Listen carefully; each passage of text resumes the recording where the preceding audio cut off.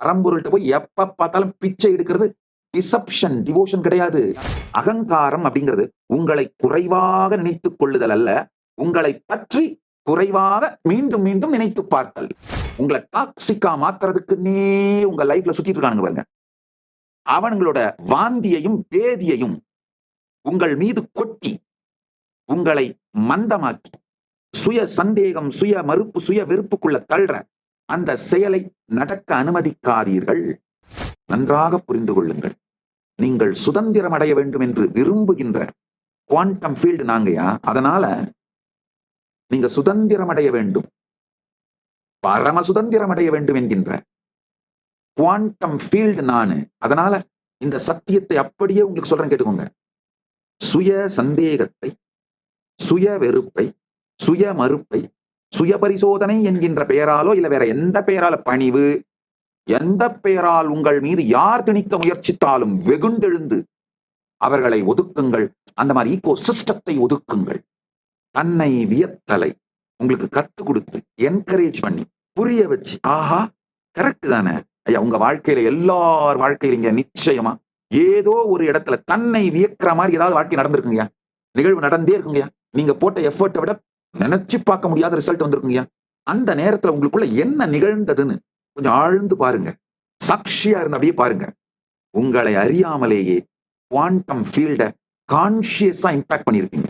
உதாரணத்துக்கு ரொம்ப கம்மியில ஜிம்ல ஒர்க் பண்ணி ஆனா திடீர்னு வெல் பில்டா உடம்பும் மாறி இருக்கும், ஹெல்த்தியாவும் இருப்பீங்க. எப்படின்னே தெரியாது. வேற ஒண்ணும் இல்ல, உங்களுடைய கான்சியஸ்னஸ்ல ஹெல்த்தை மேனிஃபெஸ்ட் பண்ணணும். உங்க குவாண்டம் ஃபீல்ட நீங்க கான்சியஸா இம்பாக்ட் பண்ணிருக்கீங்க. உங்க பிந்து மண்டலத்தின் மீது நீங்க கான்சியஸா இம்பாக்ட் பண்ணிருக்கீங்க. அதனாலதான் நீங்க போட்ட எஃபர்ட்டை விட அதிக மிகப்பெரிய ரிசல்ட் மேனிஃபெஸ்ட் ஆயிருக்கும். இந்த தன்னை வியத்தல் எங்கேயாவது நடக்குதுனாலே புரிஞ்சுக்கோங்க, பரத்தை வியக்கின்ற அந்த பெருங்கதவு உங்களுக்கு திறக்கின்றது. பரத்தை வியத்தலே நிஜமான பக்தி. நல்லா புரிஞ்சுக்கோங்க. பரத்துக்கிட்ட போய், பரம் நான் சொல்றது பரம்பொருளை, பரம்பொருள்கிட்ட போய் எப்ப பார்த்தாலும் பிச்சை எடுக்கிறது டிசப்ஷன், டிவோஷன் கிடையாது. ஆஹா பெருமானே என்ன கொடுத்தாய், என்ன கொடுத்தாய், என்போலும் தீனரை இன்புற காத்தாயே. தன்னை வியத்தல் பரத்தை வியத்தலாய் மாறும். அது அகங்காரம் அல்ல. தன்னை வெறுத்தலும், தன்னை மறுத்தலும், தன்னை சந்தேகித்தலும் அதுதான் அகங்காரம் விளையும் பூமிங்கய்யா. அகங்காரம் அப்படிங்கிறது உங்களை குறைவாக நினைத்துக் கொள்ளுதல் அல்ல, உங்களை பற்றி குறைவாக மீண்டும் மீண்டும் நினைத்து பார்த்தல். ரெண்டுத்துக்கு டிஃபரன்ஸ் புரிஞ்சுக்கோங்க.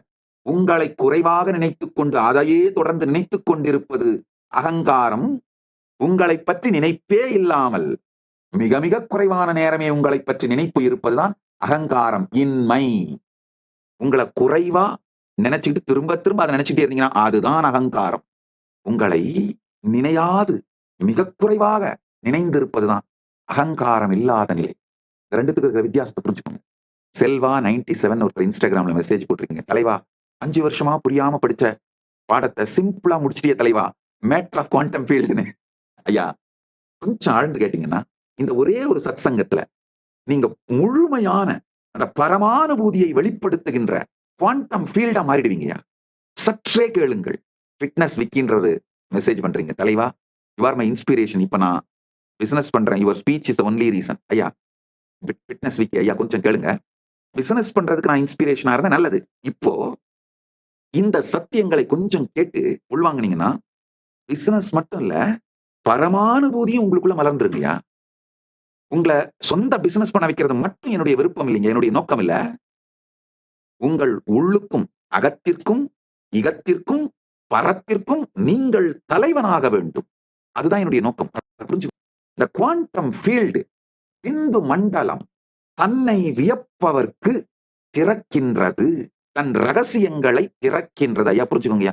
உலகம் முழுக்க மிகப்பெரிய சாதனை பண்ணவங்க அத்துணை பேரும் அறிந்தோ அறியாமலோ இந்த குவாண்டம் ஃபீல்ட இம்பாக்ட் பண்ணியிருக்காங்கய்யா.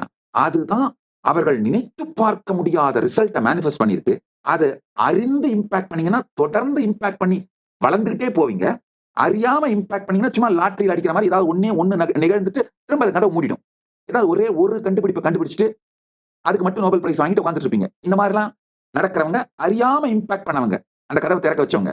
அறிந்து இம்பாக்ட் பண்றவங்க தினந்தோறும் இந்த மாதிரி மிகப்பெரிய கண்டுபிடிப்புகளை, அதாவது ஜீனியஸ் ரிசல்ட்ஸ கிளரிக்கல் ஸ்பீட்ல கொடுத்துட்டு இருப்பாங்கயா. அதுதான் கான்சியஸா இந்த குவாண்டம் ஃபீல்ட இம்பாக்ட் பண்றதுனால வர்ற ரிசல்ட். குவாண்டம் ஃபீல்ட கான்சியஸா இம்பாக்ட் பண்ணீங்கன்னா genius results, genius people produce பண்ற ரிசல்ட்ஸ கிளரிக்கல் ஸ்பீட்ல, கிளர்க்குங்க செய்யற வேகத்துல ரிலீஸ் பண்ணிக்கிட்டே இருப்பீங்க. அதனால தயவு செஞ்சு எப்பவாவது உங்க வாழ்க்கையில இந்த தன்னை வியத்தல் புரிஞ்சதுன்னா அத இந்த சுத்தி இருக்கவனுங்க உங்களை டாக்ஸிக்கா மாத்துறதுக்குன்னே உங்க லைஃப்ல சுத்திட்டு இருக்கானுங்க பாருங்க, அவனுங்களோட வாந்தியையும் வேதியையும் உங்கள் மீது கொட்டி உங்களை மந்தமாக்கி சுய சந்தேகம், சுய மறுப்பு, சுய வெறுப்புக்குள்ள தள்ளுற அந்த செயலை நடக்க அனுமதிக்காதீர்கள். பூஷன் ஏகர்ஷேயம சூரிய பிராஜாபத்ய யூஹரஸ்மின் சமூகத்தே ஜயத்தே ரூபம் கல்யாணதமம் தத்தே பஷ்யாமி யோ சாவசௌ புருஷः சோகமஸ்மி. ஓ பூஷன், இது ஈசாவாசிய உபனிஷத்தோட 16வது ஸ்லோகம். ஓ பூஷன், ஓ யமா, Surya, all the radiant forms arranged by Prajapati, I behold your most auspicious supreme form, that every being is a supreme person and I am that. ஐயா, தன்னை வியந்தீங்கனாலே அப்போ சூரியன், யமத்தை நடத்துகின்ற யமன், பூஷன், பிரஜாபதி, இந்த பிரபஞ்சத்தையே பார்த்து வியப்பீர்கள். எப்படிடா, சும்மா ஒரு விதையை போட்டு விட்டா மண்ல அது இவ்வளவு பெரிய மரமாக மாறுகின்றது. நாம விதை போடுதல் செய்த நிகழ்வு மிக மிக சாதாரண நிகழ்வு செயல். ஆனா அதோட விளைவு இவ்வளவு பெருசு. கண் முன்னால் நிகழ்பவைகளை கூட டேக்கிங் இட் ஃபார் கிராண்டடா இருக்கவன் சுய சந்தேகத்திலும் வாழ்வை பற்றிய சந்தேகத்திலும் சிக்கி சின்னாபின்னமாய் சீரழிந்து சாத்தான்கள் நரகத்தில் அழிவான். தன்னை வியப்பவன் தன்னை சுற்றி இருக்கும் நிகழ்வுகளையும் வியக்கத் துவங்கி, பரத்தையும் வியக்கத் துவங்கி, கான்சியஸா அந்த குவாண்டம் ஃபீல்டை இம்பாக்ட் பண்ற அறிவை தனக்குள் மலர்த்தி கொண்டு குவாண்டம் ஃபீல்டை இம்பாக்ட் பண்ணி தன் வாழ்க்கையை பெருவெற்றியாக, ஸ்வர்க்கமாக, கைலாசமாக மாற்றிக் கொள்ளுகின்றான். கைலாச வாழ்க்கை வாழுகின்றான். நல்லா புரிஞ்சுக்கங்க. 1 மணி நேரமா நான் ஒரே சத்தியத்தை தான் திரும்ப திரும்ப திரும்ப வேற வேற வேற வார்த்தைகளை வச்சு சொல்றேன். காரணம் என்னன்னா, உங்களுக்கு இது புரிஞ்சாகணும். இது புரிந்து உங்கள் உணர்விற்குள்ளே அமர்ந்து விட்டால் நீங்கள் அப்படி விழித்தெழுந்த மாதிரி ஒரு ஆனந்தத்தோடு வாழ்க்கை அப்ரோச் பண்ணுவீங்க. அதாவதுங்க, நான் ஜிபிஎஸ் மாதிரி தாங்கய்யா, குரு பொசிஷனிங் சிஸ்டம். ஜிபிஎஸ் என்ன பண்ணும், ஒரு வீட்டோட வாசல் வரைக்கும் உங்களை கூட்டு போய் விடும். அது வரைக்கும் அதை காட்ட முடியும். ஆனா வீட்டுக்குள்ள போறது ஜிபிஎஸ் கிடையாது. அந்த ஒரு லாஸ்ட் பிட்டு வீட்டுக்குள்ள போய் எது ரைட், எது லெஃப்ட், எது ஹாலு, எது வெல்கம் பிளேஸ், எது கிச்சன், எது டைனிங் ஹால், எது பெட்ரூம், நீங்க தான் பாத்துக்கணும். அது அந்த இடத்துக்குள்ள ஜிபிஎஸ் வர முடியாது. ஸ்ட்ரீட் வியூ வரைக்கும் மட்டும்தான் ஜிபிஎஸ் காட்டும் மேக்சிமம். அந்த மாதிரி நான் உங்களை அந்த குவாண்டம் ஃபீல்டுக்குள்ள தான் புஷ் பண்ணிடணும். அதுக்கு பிறகு நீங்க இயங்க ஆரம்பிக்கணும். அந்த குவாண்டம் ஃபீல்டுக்குள்ள எனாஃப் நாலேஜோட உங்களை புஷ் பண்றேன்.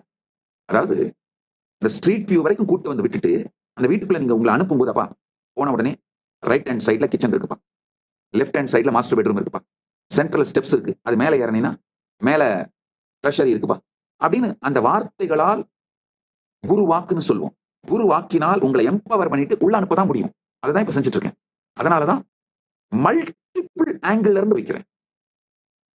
அடுத்த சத்தியம் கேளுங்க. பிந்துன்னு சொன்னேன்.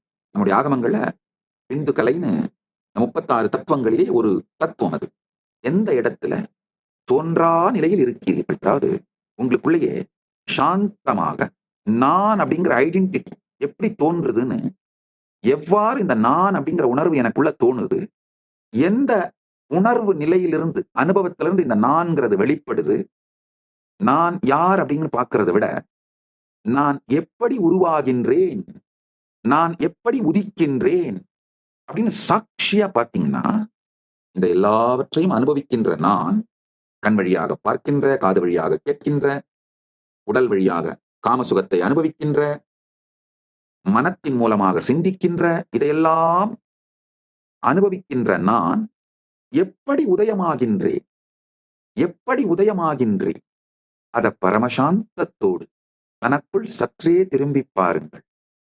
தன்னை வியத்தல் நிகழும். தன்னை வியத்தல் நிகழும் போது தான் தேடுவீங்க.